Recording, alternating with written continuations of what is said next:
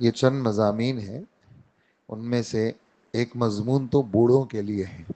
بزرگ حضرات جن کی عمریں بڑھ گئی ہیں ان کے لیے احادیث میں بڑے فضائل ہیں۔ آپ صلی اللہ علیہ وآلہ وسلم کا فرمان ہے، جب مسلمان 40 سال کو پہنچ جاتا ہے تو اللہ تعالیٰ اس کا حساب نرم کر دیتے ہیں۔ جب 60 سال کو پہنچتا ہے تو اللہ پاک اس کو اپنی طرف رجوع عطا فرماتے ہیں، اور جب 70 سال کا ہوتا ہے تو اللہ تعالیٰ اس سے محبت کرتے ہیں اور آسمان والے اس سے محبت کرتے ہیں۔ اللہ تعالیٰ سب عمر رسیدہ مسلمانوں کو بخشنا چاہتے ہیں، جتنے عمر والے ہیں، جن کے منشا بشیبۃ فی الاسلام، کہ جو اسلام میں بوڑھا ہو گیا، تو یہ جو بڑھاپا ہے اسلام کے اندر، اللہ پاک کی طرف سے بہت بڑی بخشش ملتی ہے ایسے آدمی کو۔ اور یہ بھی آتا ہے 80-90 سال والے کے لیے۔ یہ ایک حدیث ہے، میں آپ کو بتاؤں، طلبہ بیٹھے ہوئے معارف القرآن میں یہاں پر ہے، واللہ خلقکم ثم یتوفاکم ومنکم من یرد الی ارذل العمر لکی لا یعلم بعد علم شیئا، 14ویں پارے میں ہے یہ آیت ہے، تقریباً 10واں رکوع ہے، اس کے اندر یہ آیت ہے۔ اس میں مفتی شفیع صاحب رحمۃ اللہ علیہ نے یہ والی حدیث نقل کی ہے، جلد نمبر 5 کے اندر، 14واں پارہ جلد نمبر 5 میں یہ حدیث نقل کی ہے کہ اللہ پاک جب یہ 80-85 سال کا ہو جاتا ہے تو اللہ پاک فرماتے ہیں، اب میں تجھ سے حساب کتاب نہیں لوں گا، تو بس دنیا کے اندر بس ایک آزاد ہے، بس جب تیرا وقت پورا ہو جائے گا پھر میں تجھے اپنے پاس بلا لوں گا، اور میں نے تیری بخشش کا ارادہ کیا ہے۔ تو بڑھاپا اللہ کی طرف سے ایک نعمت ہے، اللہ اعزاز اور اکرام کرنا چاہتے ہیں، لیکن سستی ہماری طرف سے ہے۔ اسلام نے عمر رسیدہ حضرات کی خدمت اور احترام کی بہت زیادہ تاکید کی ہے۔ جناب رسول اللہ صلی اللہ علیہ وسلم فرماتے ہیں، جو ہمارے بوڑھوں کا احترام نہیں کرتا وہ ہم میں سے نہیں ہے۔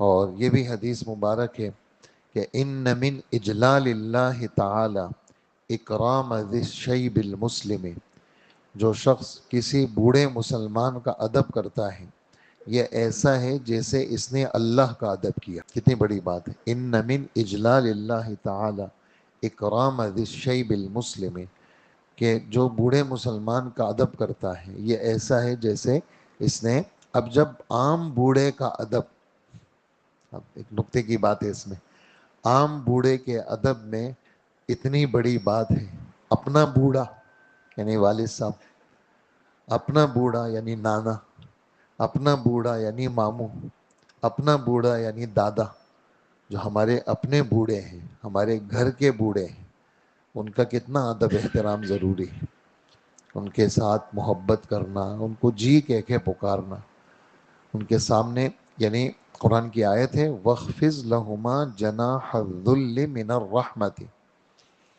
خفض یخفض، اس کے اگر سب حرف کو الگ الگ کر لیں، طلباء کرام ہیں، علماء کرام ہیں، سب کو الگ الگ کر لیں تو خفض یخفض اس کے معنی آتے ہیں دبنا، جھکنا، نیچے کرنا۔ جناح پر کو کہتے ہیں پرندے کے، مراد دونوں بازو ہیں۔ ذل، ذل ذلت سے ہے، اپنے آپ کو ذلیل سمجھنا یعنی کمتر سمجھنا، ماں باپ کے سامنے اپنے دونوں کندھوں، دونوں بازوؤں کو خفض یخفض نیچے رکھنا، ایسے کرنا۔ من الرحمتی، ان کے اوپر ترس کھاتے ہوئے، من تبعیضیہ بھی آتا ہے، من تعلیلیہ بھی آتا ہے، جیسے حروف جارہ ہے اپنے اپنے معنی کے اندر استعمال ہوتے ہیں۔ تو ماں باپ کے سامنے اپنے ان کندھوں کو، اپنے بدن کو دبا کر کے رکھنا، ایسے نہیں کرنا، اکڑ والے لہجے سے جواب نہیں دینا۔ اور آپ حیران ہوں گے، یہ والا حکم اللہ نے اپنے نبی کو دیا ہے، یہ والا حکم اللہ نے اپنے نبی کو دیا ہے کہ عام مسلمانوں کے ساتھ بھی ایسا رہے، ہے یا نہیں؟ قرآن میں 14واں پارہ سورہ حجر، اس کا آخری رکوع، وَاخْفِضْ جَنَاحَكَ وَاخْفِضْ جَنَاحَكَ لِمَنِ اتَّبَعَكَ مِنَ الْمُؤْمِنِينَ۔ سورہ شعراء 19واں پارہ، سورہ شعراء کا آخر، اور 14واں پارہ سورہ حجر کا آخر، کہ عام ایمان والوں کے ساتھ بھی نرمی رکھ۔ تو یہ جو نرمی ہے یہ اللہ کو اچھی لگتی ہے، اس لیے مزاجوں کو نرم رکھیں، غصہ نہ کریں، غصہ نہ کریں، یا خیر خواہ مخواہ کا غصہ۔ ایک تو موقع کی بات کہنا، لیکن موقع میں بھی سب کے سامنے ذلیل نہیں کرنا۔ کوئی بات ہے اس طرح، بچے میں ہے کوئی بات، بیٹی میں ہے کوئی بات، بیوی میں ہے کوئی بات، کوئی بھی بات اپنے شاگرد میں ہے، دوستوں میں ہے، تو اکیلے میں بلا کوئی یہ مسئلہ ہے، آپ اس مسئلے کو حل کریں۔ اب ایسے مجمع میں ایسا سنا دیا، ذلیل کر دیا، یہ تو عام چھوٹوں کے لیے حکم ہے، پھر اپنے سے بڑوں کے لیے اس کے ساتھ تو بہت زیادہ احترام اور ادب والا معاملہ ہونا چاہیے۔ تو جب دوسرے بوڑھوں کے لیے یہ حکم ہے، میرے گھر کے بوڑھوں کا کیا حکم ہوگا؟ اس لیے مسجد کے اندر بزرگ ہوتے ہیں، ان کا ادب کرنا۔ ہر مسجد میں کلاسوں میں اپنے طلباء سے عرض کرتا ہوں کہ میں جب طالب علم تھا، مسجد کے اندر جو ہمارے محلے کی مسجد تھی، اس میں جتنے سفید داڑھی والے تھے سب کے ساتھ ہماری دوستی۔ دوستی سے مراد ہاتھ ملانا، بابا دعا کرنا، ہمارے پرچے ہو رہے ہیں، امتحان ہو رہے ہیں، آپ ہمارے لیے دعا کریں۔ اپنے دادا کے ساتھ، یعنی ہمارے دادا کے 5 بیٹے تھے، یعنی میرے 4 چچا تھے، میرے والد سب سے بڑے تھے، اور سب کی اولادیں، یعنی ہمارے 4 چچاؤں کی اولادیں، ان سب سے زیادہ محبت دادا مجھ سے کرتے تھے۔ اچھا، میں اعدادیہ میں تھا، اور اعدادیہ کے آخر میں دادا کا انتقال ہوا تھا، سن 1987 کی بات ہے، 87 کی۔ تو اس میں جو ہے وہ جیسے کوئی دوائی چاہیے ہوتی تھی، اس زمانے میں ہمارے والد صاحب اسٹیل مل میں تھے، تو ہمارے پینل کا ہاسپٹل تھا، PIDC ہاسپٹل ہمارے اسٹیل مل کے پینل پہ تھا، اور وہ صدر میں تھا۔ تو یہ بسیں چلتی تھی، یہ 1D 4L تو بعد میں آئی، 1D پرانی بس تھی۔ تو مدرسے سے میں آیا 12 بجے، تو والدہ نے کہا دادا کو دوائی چاہیے، اور تو یہ تم لے کے آؤ۔ تو وہ وقت، ہمارا وقت تو مختصر ہوتا تھا، جیسے 12 بجے چھٹی ہوئی، 12:15 گھر پہنچے، کھانا کھایا، 12:30 لیٹ گئے، اور 1:10 1:15 پہ اٹھ گئے، 1:30 نماز پڑھی، پھر مدرسے گئے۔ لیکن وہ پھر میں نے لیو، وہ کارڈ ہوتا تھا ہمارا، میں گیا 1D بس میں بیٹھا، وہاں سے اترا، سی بریز یہ جو بلڈنگ بنی ہوئی ہے جو، وہاں اترنا، پھر وہاں سے وہ پیدل راستہ تھا اندر، اب موبائل مارکیٹیں بن گئی وہاں پر، وہاں گیا، وہاں سے وہ کارڈ لیا ہاسپٹل کا، پھر ڈاکٹر سے وہ دوائی لکھوائی، پھر لے کر کے واپس آئے، تو دادا کو دی۔ تو حالانکہ 3-4 دن سے کسی اور کو کہہ رہے تھے، لیکن کوئی نہیں لا رہا تھا، میں لے کے آ گیا، بیٹھ گئے اور دعائیں شروع کر دی۔ اچھا، میری پوزیشن آئی اعدادیہ میں، تو میں نے کہا دادا میں کلاس میں اچھے نمبر آئے ہیں۔ پوزیشن کو کیا جانتے تھے، میں نے کہا میں اچھے نمبروں سے پاس ہوں۔ تو رونے لگے، کہنے لگے میں تیرے لیے تو دعا کرتا ہوں، میں تو تیرے لیے دعا کرتا ہوں۔ تو یہ جو بڑے بڑے ہوتے ہیں بزرگ، تو ان کو حقیر نہ سمجھا جائے۔ کبھی کبھار آدمی کہتا ہے یار ان کا کیا تعلق ہے خدا کے ساتھ، نعوذ باللہ، انہی کا تو تعلق ہے خدا کے ساتھ، خدا کے ساتھ کس کا تعلق ہے؟ انہی کا، تو انہی کی برکت سے تو ہم ہیں یہاں پر۔ عام طور سے یہ جو وہ جو کہتے ہیں نا، گھر کی مرغی دال برابر، باہر کی دال اچھی لگتی ہے، گھر کا اچھا سالن اچھا نہیں لگتا۔ تو گھر میں جو لوگ، اچھا اپنے مدرسے کے اساتذہ آدمی کو اتنے زبردست نہیں لگتے، باہر سے کوئی آ جائے نا بہت بڑے بزرگ آئے ہیں، تو میں باہر کے بزرگوں کی نفی نہیں کرتا، بھی آپ کے اپنے اساتذہ، ان کا کیا رتبہ ہے، کیا مقام ہے، اپنے استادوں کی لوگ قدر نہیں کرتے، لیکن جب چلے جاتے ہیں، رخصت ہو جاتے ہیں، پھر کہتے ہیں فلانے بہت بڑے اللہ والے تھے۔ تو گھر کے بزرگوں کی قدر نہیں کرتے، تو اپنے گھر کے بزرگوں کو عزت دینا یہ بہت زیادہ ضروری ہے، اور نرم لہجہ رکھنا، اپنا نرم انداز رکھنا، یہ بہت زیادہ شکایتیں ہیں آج کل، یہ یعنی ناقابل برداشت شکایتیں ہیں، ماں ناراض ہے آدمی سے۔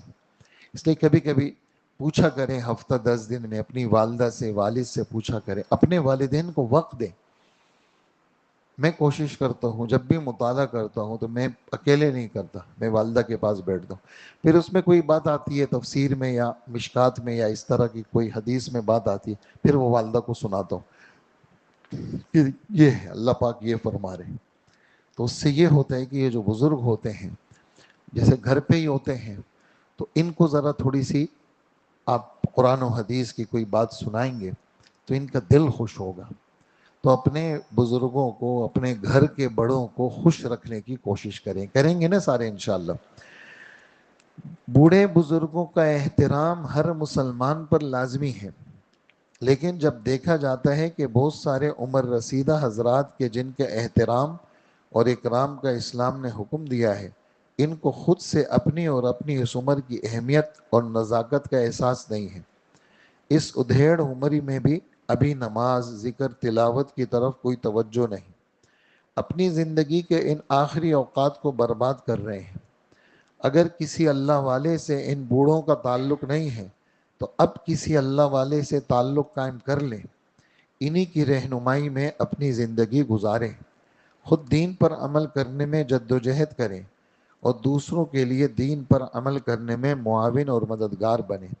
اے ہمارے بزرگوں، آپ نے اپنی جوانی تجارت میں، ملازمت میں، ذمہ داری میں گزاری، اب تو اللہ کے لیے جھک جاؤ، اب اللہ کے ہو کے رہو، اللہ تعالیٰ تمہارا ہو جائے گا۔ اب آپ کی زبان اور دھیان میں ہر وقت یہ ہو کہ وقت طلوع دیکھا، وقت غروب دیکھا، اب تو فکر آخرت ہے، دنیا کو خوب دیکھا۔ وقت طلوع دیکھا، وقت غروب دیکھا، اب تو فکر آخرت ہے، دنیا کو خوب دیکھا۔ دنیا کو دیکھ چکا ہوں، اب تو آخرت ہے، کسی بھی وقت بلاوا آ جائے، نہ معلوم تو نہیں ہے نا ہمیں ہمارا وقت کس وقت پورا ہوگا۔ تو اس لیے جب 40 سال سے اوپر چلے گئے، قرآن پاک کی ایک آیت ہے 22ویں پارے میں سورہ فاطر کی، اللہ جل جلالہ دوزخیوں کو کہیں گے جب وہ دوزخی دوزخ میں چیخیں گے، وَهُمْ يَسْتَرِخُونَ فِيهَا رَبَّنَا أَخْرِجْنَا نَعْمَلْ صَالِحًا، اے اللہ ہمیں آپ دوزخ سے نکال دے، چیخ و پکار ہوگی، اور بس آپ جب ہمیں نکال لیں گے دوزخ سے ہم درست ہو جائیں گے اور بس ہم آئندہ نہیں کریں گے۔ تو جواب میں کیا ملا؟ اولم نعمرکم ما یتذکر فیہ من تذکر، کیا ہم نے تمہیں اتنی زندگی نہیں دی تھی کہ نصیحت حاصل کرنے والا نصیحت لے لیتا؟ وجاءکم النذیر، تمہارے پاس نذیر بھی آیا تھا، نذیر مانے ڈرانے والا۔ تو علماء عجیب بات لکھتے ہیں یہاں پر کہ نذیر سے مراد کون ہے؟ مفسرین لکھتے ہیں نذیر سے مراد انبیاء ہیں، بھئی نبی تو نہیں ہے ابھی، کہا نذیر سے مراد جو ہے وہ انبیاء کے وارث ہیں، علماء کرام ہیں۔ بھئی اگر کسی کے پاس عالم نہیں آیا تو کہا نذیر سے مراد اس کے پوتے اور نواسے ہیں، نذیر سے مراد پوتے اور نواسے ہیں۔ بعض علماء کہتے ہیں نذیر سے مراد سفید بال ہے، سر اور داڑھی کے سفید بال، یہ بھی نذیر ہے، نذیر مانے ڈرانے والے، کہ بھئی تیرے سفید بال آ گئے ہیں، دیکھو اب انسان بن جاؤ، اب یہ چیزیں چھوڑ دو، جو جوانوں کی چیزیں ہیں وہ اب چھوڑ دو۔ وقت طلوع دیکھا، وقت غروب دیکھا، اب تو فکر آخرت ہے، دنیا کو خوب دیکھا۔ بڑھاپے کی عمر ایسی ہے کہ اس میں ذرا سی کوشش سے قرب الہی کا بڑا حصہ ملتا ہے۔ اپنے بندے کی اس عمر میں اللہ تعالیٰ خود راستے بناتے ہیں، اپنے بندے کی اس عمر میں اللہ تعالیٰ خود راستے بناتے ہیں۔ آئیے تمام بوڑھوں سے میری درخواست ہے، آج سے ہم عہد کریں، جو گزری سو گزری، آئندہ ہم اپنے آپ کو اللہ کی اطاعت کے لیے، آخرت کے لیے، جنت کے لیے وقف کرتے ہیں نا انشاءاللہ۔ اہم ترین بات یہ ہے، بڑھاپا زندگی کے خاتمے کا حصہ ہے۔ کیا دوستو؟ بڑھاپا زندگی کے خاتمے کا حصہ ہے، خاتمہ اچھا ہے تو اللہ کے فضل سے کامیابی ہے۔ جناب رسول اللہ صلی اللہ علیہ وسلم کی ایک عجیب دعا ہے الحزب العظم میں، دعا ابھی یہ دعا تو میں پڑھوں گا۔ تو الحزب العظم میں اللہ پاک کی بڑائی کے لیے 2 صفحے ہیں، یا من لا تراہ العیون ولا تخالطہ الظنون ولا یصف الواصف، لمبی دعا ہے۔ تو اس دعا کے اخیر میں یہ دعا ہے، اس کے ساتھ ایک اور دعا اور بھی ہے، آپ حیران ہوں گے وہ دعا۔ میں نے یہ دعا پڑھی تو مولانا طاہر صاحب ہمارے استاد محترم رحمۃ اللہ علیہ، وہ فرمانے لگے یہ کہاں سے، یہ دعا کہاں پر ہے؟ میں نے کہا استاد جی یہ اس میں ہے، الحزب العظم میں، اور حوالے کے ساتھ، اللہم اجعل اوسع رزقک علی عند کبر سنی وانقطاع عمری، اے اللہ پوری زندگی کے اندر جو سب سے زیادہ وسیع رزق ہونا وہ بڑھاپے میں دینا مجھے، بوڑھا ہو گیا، بچے بھی ادھر ادھر ہو گئے، اور جو ہے وہ خود بھی سارا، بہت سارے لوگ اپنے بچوں کو بانٹ دیتے، بچے ساری کام اپنے نام پہ کر لیتے ہیں اور ان کو حس نہیں ہوتی کہ بھئی ماں باپ کا بھی خیال رکھنا ہے، تو بچے ادھر ادھر ہو گئے اور سارا تقسیم کر لیا۔ تو اللہ سے یہ دعا مانگی کہ یا اللہ سب سے بڑھیا رزق جب میری زندگی ختم ہو رہی ہو نا، سب سے زیادہ رزق اس وقت دینا مجھے، یہ حدیث کی دعا ہے۔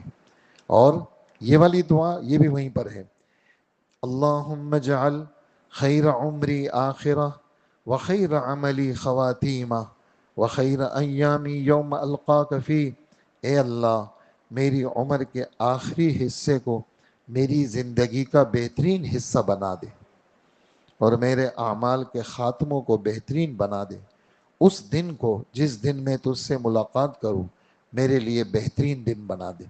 یہ آپ صلی اللہ علیہ وسلم کی دعائیں ہیں۔ دوستو اللہ پاک ہمیں ان باتوں پر عمل کی توفیق عطا فرمائیں۔ زندگی میں تبدیلی کے لیے پر اثر باتیں، جناب رسول اللہ صلی اللہ علیہ وسلم نے فرمایا باوجود عزت اور مال کے، اللہ نے عزت بھی دی ہو مال بھی دیا ہو، پھر بھی وہ شخص تواضع اختیار کرے تو اس کے بڑے درجے ہیں۔ یوں نہ سمجھا جائے کہ جو لوگ امیر ہیں وہ اللہ کو خوش نہیں کر سکتے، دل میں عاجزی رکھیں تو سب کچھ ملتا ہے۔ بزرگان دین نے اپنے آپ کو مٹایا، دوسروں کو ذلیل نہیں سمجھا۔ بزرگان دین نے اپنے آپ کو مٹایا، دوسروں کو ذلیل نہیں سمجھا۔ جو لوگ دوسروں سے لڑتے پھرتے ہیں وہ اپنے گریبان میں دیکھیں کہ اپنے دامن میں سانپ لپیٹے ہوئے ہیں اور لوگوں کو برا کہتے ہیں۔ جناب رسول اللہ صلی اللہ علیہ وسلم فرماتے ہیں وہ آدمی برا ہے جو اپنے آپ کو اچھا سمجھے اور تکبر کرے، خدائے کبیرہ کو بھول جائے، اور وہ برا ہے جو لوگوں پر ظلم کرے اور خدا کی مار کو بھول جائے کہ کبھی میں نے بھی حساب دینا ہے، اور وہ بھی برا ہے جو غافل ہو اللہ تعالیٰ سے اور کھیل تماشوں میں لگا ہوا ہو اور قبر کی بوسیدہ ہڈیوں کو بھول جائے، اور وہ بھی برا ہے جو حد سے گزرا اور سرکش ہوا اور اپنے اوپر اور آخرت کو بھول گیا کہ میرا اول کیا تھا آخر میں کیا ہوگا، اور سرکشی کر رہا ہے، اترا رہا ہے۔ تو خوب سمجھنا چاہیے کہ ایک دن انسان مرنے والا ہے۔ یہاں شہرت اور جاہ ختم ہو جائے گی، نہ شہرت والے رہیں گے نہ تعریف کرنے والے رہیں گے، سب چلے جائیں گے۔ تو جس چیز کو فنا ہو اس کے پیچھے کیا لگنا، کمال تو یہ ہے جسے فنا نہ ہو، اور وہ کیا چیز ہے، وہ اللہ کی معرفت ہے۔ کیا دوستو، کیا چیز ہے؟ معرفت الہی، اللہ کی پہچان، اللہ کو پہچاننا، معرفت الہی، اللہ کی معرفت کو حاصل کرو۔ یاد رکھو اگر ساری دنیا تمہیں سجدہ کرنے لگے، آخر ایک دن نہ تم رہو گے نہ سجدہ کرنے والے رہیں گے، تو کیا فائدہ؟ جناب رسول اللہ صلی اللہ علیہ وسلم فرماتے ہیں کہ اس نیت سے عبادت کرنا کہ لوگ دیکھیں تو ان کو نفع ہو، اس کا کچھ حرج نہیں، لیکن اپنے خلوص کو کسی اہل دل سے پوچھ لو اور اپنے نفس سے فتویٰ لے لو کہ دل کے اندر کیا کہتا ہے۔ اگر مقصود صرف اگر مقصود صرف اللہ کی رضا ہے تو ٹھیک ہے، ورنہ ٹھیک نہیں ہے۔ تمام امراض کی جڑ تکبر ہے، اپنے کو بڑا سمجھنا۔ جن کو حقیر سمجھتے ہو کیا پتہ ان کے پاس کوئی نیکی ہو، اور اللہ کے ہاں وہ مقبول ہوں۔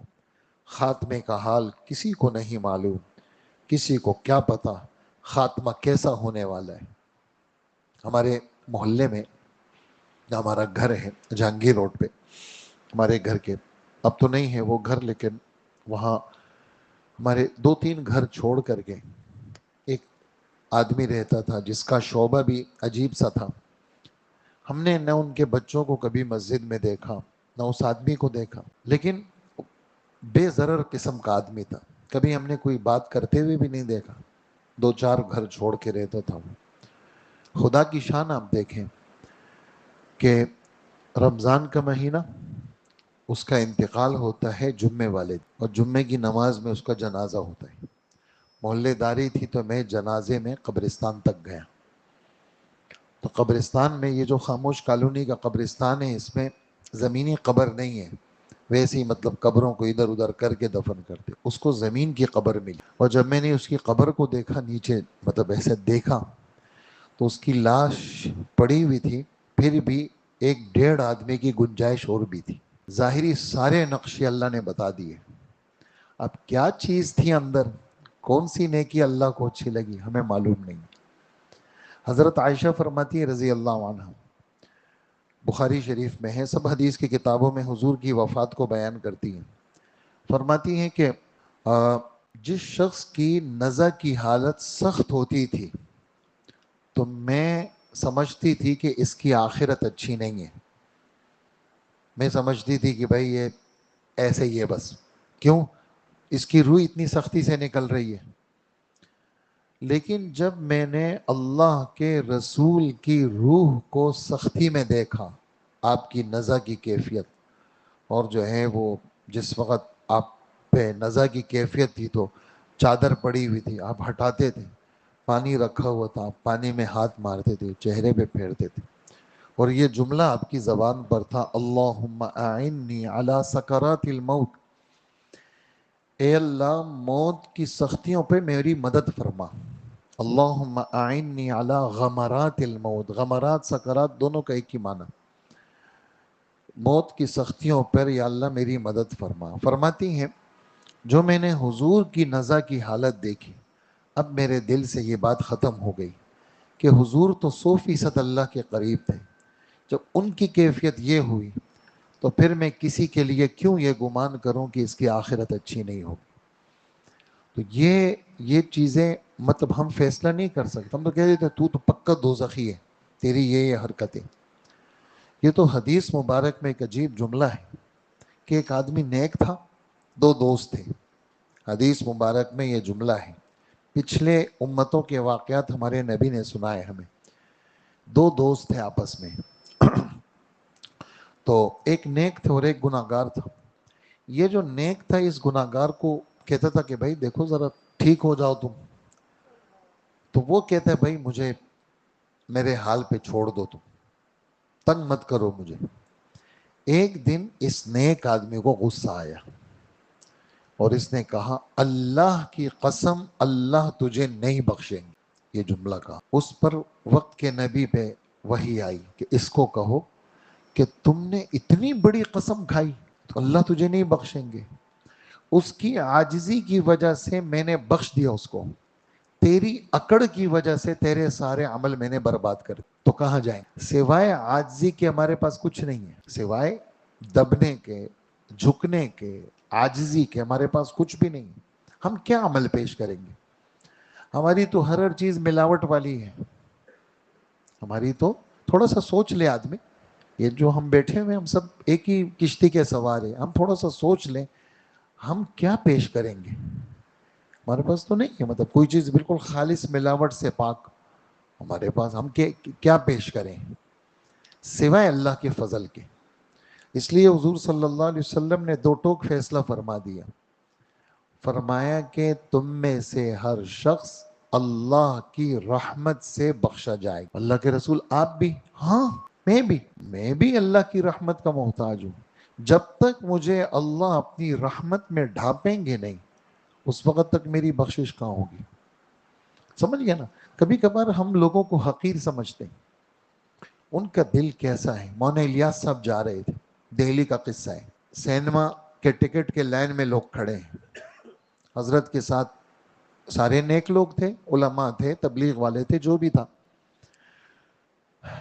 فرمانے لگے یہ لوگ کیسے ہیں؟ کہنے لگے حضرت بہت برے لوگ ہیں، دیکھو کیسی گندی جگہ پہ کھڑے. تو حضرت نے فرمایا اس وقت اگر کوئی ہندو کھڑا ہو جائے نا اور اللہ کے رسول کی شان میں گستاخی کرے، سب سے پہلے یہی لوگ جان دیں گے. کیا سبق دیا؟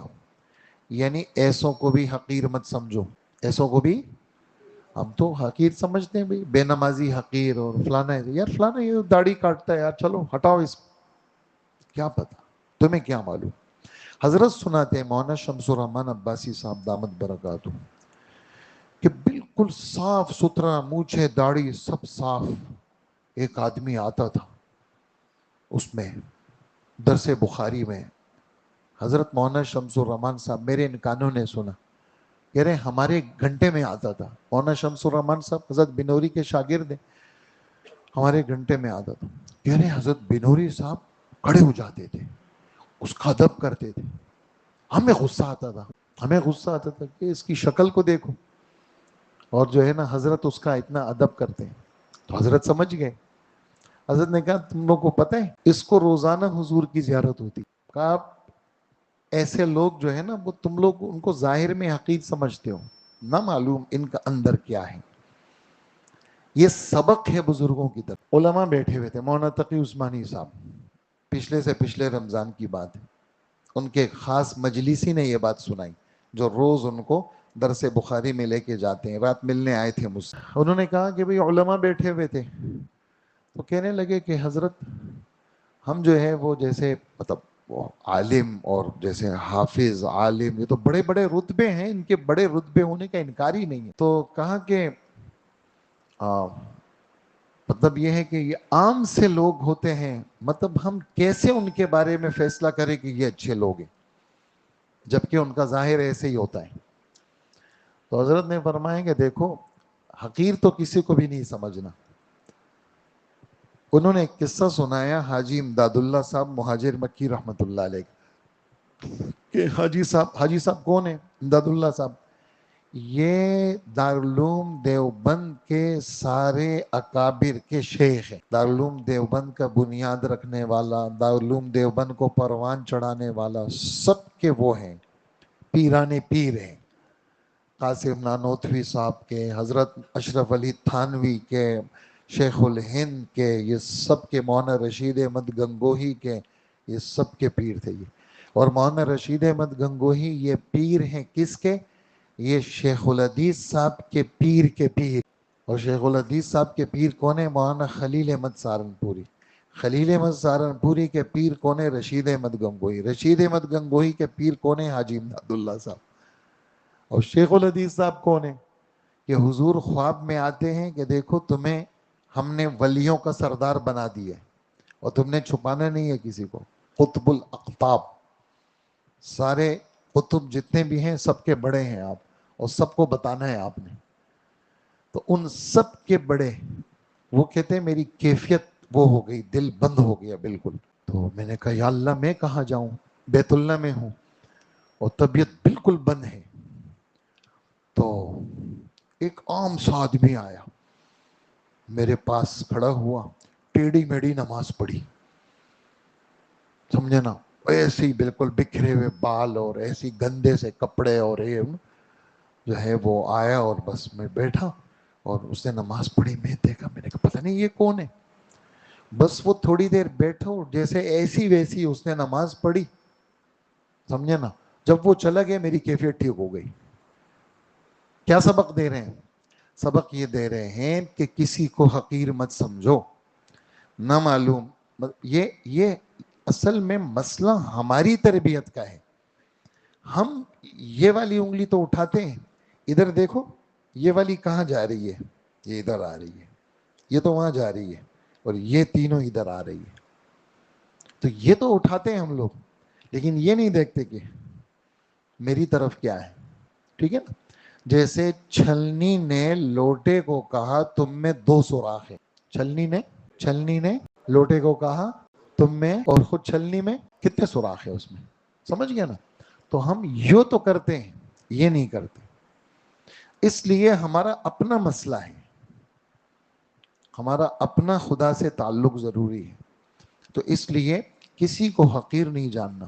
مولانا الیاس صاحب رحمۃ اللہ علیہ کے ملفوظات میں ایک ملفوظ ہے، وہ فرماتے ہیں کہ دو آنکھیں اللہ نے دی ہیں، دو آنکھیں دی ہیں، بس ہم کہتے ہیں دی ہے، کہا نہیں، دونوں کا کام الگ الگ ہے، دونوں کا کام الگ الگ ہے۔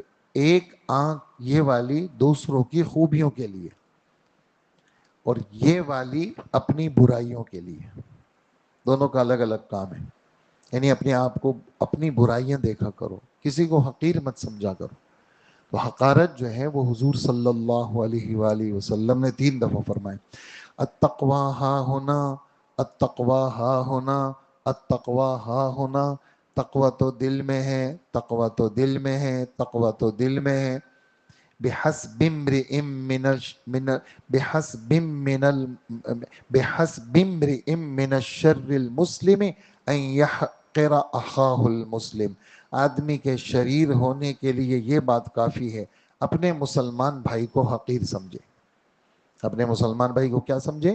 حقیر سمجھے۔ تو سبق اچھا ہے نا دوستو آج کا، کوشش کریں گے نا انشاءاللہ کہ بھئی ہمیں تو اپنا قبلہ ٹھیک کرنا ہے بھائی، سمجھے نا، باقی تو ہم نے کسی پہ کیا تبصرہ کرنا۔ آج تبصروں کا زمانہ ہے جناب، آپ کمنٹس پیش کریں، اپنے کیا کمنٹس پیش کریں، یہی کمنٹس، سمجھے نا، فلانا ایسا ہے، فلانا ایسا ہے، یہی کمنٹس ہے اور کیا ہے، سمجھ گئے نا۔ اس لیے اپنی انگلیوں کو بچائیں، اپنے میسیجوں کو بچائیں، سمجھے نا، ان چیزوں کو بچائیں۔ کامل مسلم وہی ہے جس کی زبان اور جس کے ہاتھ سے دوسرے مسلمان محفوظ رہیں، یہ مومن کامل ہے۔ تو یہ فرما رہے ہیں دوستو، اللہ پاک میری بھی تربیت فرمائے، آپ کی بھی تربیت فرمائے۔ کیا پتا جس کو ہم ذلیل سمجھ رہے ہیں اس کا خاتمہ اچھا ہو جائے، اور اس وقت اس کی حالت خراب بھی ہے، آئندہ توبہ کر لے حالت بگڑ جانے سے۔ حالت کے بگڑ جانے سے بزرگان دین بہت کامتے ہیں کہ حالت کہیں بگڑ نہ جائے۔ کیا دوستو، یہ جملہ بہت قیمتی ہے، بہت قیمتی جملہ ہے۔ حالت کے بگڑ جانے سے بزرگان دین ڈرتے تھے بہت زیادہ کہ اس وقت کی جو کیفیت ہے یہ بدل نہ جائے، بگڑ نہ جائے۔ آج اچھی حالت ہے، کل بری ہو سکتی ہے، برے کی اچھی ہو سکتی ہے، تندرست بیمار ہو سکتا ہے، تو کیا حق ہے کسی کو انسان برا سمجھے؟ بزرگان دین نے کسی کو برا نہیں کہا۔ شنی دم کے مردان راہ خدا، دل دشمنا ہم نہ کر دن تنگ۔ تم دوستوں سے لڑتے پھرتے ہو، بزرگان دین نے تو دشمنوں کو بھی نہیں ستایا۔ تم تو اپنے دوستوں سے لڑ رہے ہو، اور بزرگوں نے تو ہاں دشمنوں کو کریں گے نا سارے بھائی۔ اللہ مجھے بھی عمل کی توفیق عطا فرمائے۔ اللہم صلی وسلم وبارک علی سیدنا و مولانا محمد خیر البرایا، وصلی وسلم وبارک علی سیدنا محمد کنز العطایا، وصلی وسلم وبارک علی سیدنا محمد جمیل السجایا، عدد خلقک ورضا نفسک وزنۃ عرشک ومداد کلماتک۔ اے اللہ ہمارے گناہوں کو معاف فرما، ہماری مغفرت فرما، ہماری تربیت فرما۔ اللہ آج سے یا کل سے عشر ذی الحجہ شروع ہو رہا ہے، ہمارے رب ہمیں تہجد گزار بنا، ان 10 راتوں میں تو تہجد کی توفیق عطا فرما دے، ورنہ وطر رات عشاء کے بعد وطر سے پہلے 4-6 رکعت پڑھنے کی توفیق عطا فرما۔ اے اللہ، اے اللہ، ان 9 راتوں میں یکم ذی الحجہ سے 9 تک زیادہ سے زیادہ روزہ رکھنے کی توفیق عطا فرما۔ فی روزہ سال بھر کے روزوں کے برابر ثواب، فی رات شب قدر کے برابر ثواب، اللہ اس کے ہمیں توفیق عطا فرما۔ 9 ذی الحجہ کا روزہ 1 سال اگلے 1 سال پچھلے گناہوں کی بخشش کا وعدہ، اس کی ہمیں توفیق عطا فرما۔ اللہ ان 10-12 راتوں میں کثرت سے تکبیرات تشریق، اللہ اکبر پڑھیں، اللہ اکبر، اللہ اکبر، لا الہ الا اللہ، واللہ اکبر، اللہ اکبر، وللہ الحمد۔ کثرت سے یا اللہ تکبیرات تشریق کا ورد نصیب فرما۔ اور دعا کی توفیق عطا فرما، اور کثیر مقدار میں اپنے نام پہ خیر خیرات صدقے کی ہمیں توفیق عطا فرما۔ اے اللہ، مغرب کے بعد 2 سنت 2 نفل کے بعد 2 مزید نفل پڑھ کے 12 سال کی عبادت کا ثواب کمانے والا بنا۔ اشراق، چاشت، اوابین کی توفیق عطا فرما، اور 100% نظروں کی اور زبان کی حفاظت عطا فرما۔ خاص کر یہ 12-13 دن 100% نظروں کی، زبان کی حفاظت نصیب فرما، زبان کی اور آنکھوں کی حفاظت نصیب فرما، حرام سے حفاظت فرما، خیانت سے بچا لے، ہر عمل آسان فرما، حجاج کرام کے لیے حج عمرہ زیارتیں آسان فرما، آنا جانا آسان فرما، اور جتنے لوگ قربانی کر رہے ہیں، قربانی کا جانور خریدنے سے لے کر ذبح، تقسیم اور صفائی ستھرائی تک سارے مراحل آسان فرما، اور سب چیزیں سب کی قبول فرما، اور ہر حادثے سے، ہر ایکسیڈنٹ سے، ہر ناگواری سے، ہر تکلیف سے، ہر اچانک کی پکڑ سے یا اللہ سب کی حفاظت فرما۔ اور اللہ اس محفل کے جتنے شرکا ہیں ان سب کو اپنے خاص بندوں میں شامل فرما، سب کو اولیاء اللہ بنا، اور سب کی ساری مشکلیں آسان فرما، سب کو اپنے اپنے گھر عطا فرما، اپنی اپنی سواریاں عطا فرما، اور سب کو یا اللہ کھلا رزق عطا فرما، سب کے بدنوں کو بیماریوں سے پاک فرما، سب کے دلوں کی مرادیں پوری فرما، سب کو ہر شر سے بچا لے، اور اپنے خاص بندوں میں سب کو شامل فرما دے۔ ہم سب کی دعاؤں کو قبول فرما۔ وصلی اللہ وسلم علی حبیبنا محمد وآلہ واصحابہ و امتہ اجمعین، آمین برحمتک یا ارحم الراحمین۔ 2 اتوار عمل نہیں ہوگا، یہ اگلا اور اس کے بعد اگلا، انشاءاللہ اس کے بعد لگے گی محفل انشاءاللہ۔